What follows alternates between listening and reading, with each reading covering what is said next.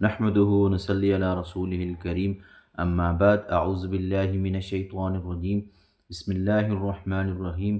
معزز ناظرین اکرام، آج میں اتنا زبردست عمل لے کر آیا ہوں جو نبی علیہ السلام نے اپنے چچا حضرت عباس رضی اللہ تعالیٰ عنہ کو تحفتاً عطا فرمایا تھا، اور یہ اللہ پاک نے ہمیں ایک زبردست موقع دیا ہے۔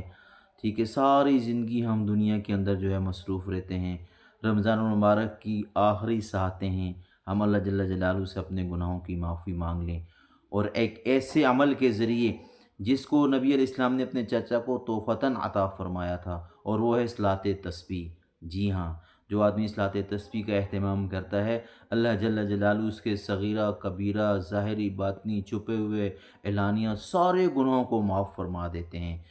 تو ان آگے ہمارے پاس 27ویں اور 29ویں دور آتے ہیں، ان سے ہم فائدہ اٹھا لیں۔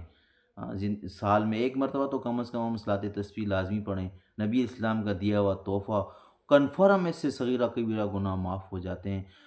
بڑی بڑی جو ہے احادیث کے اندر، کتنی احادیث کے اندر اس کا ذکر جو ہے وہ موجود ہے، تو اس لیے اس موقع سے ہم فائدہ اٹھا لیں اور صلاۃ تسبیح کا اہتمام کر لیں۔ انشاءاللہ میں بھی نیت کرتا ہوں۔ تو آج سارے جو ہے نا، آج رات ہے، کل رات ہے، اب 4-5 جو ہے نا ہمارے پاس راتیں باقی ہیں، تو ان میں ہم اہتمام کے ساتھ صلاۃ تسبیح کو پڑھیں اور اپنے گناہوں کی اللہ جل جلالہ سے گڑ گڑا کے معافی مانگیں۔ مجھے بھی دعاؤں میں یاد رکھیے گا، چینل کو سبسکرائب کیجیے گا۔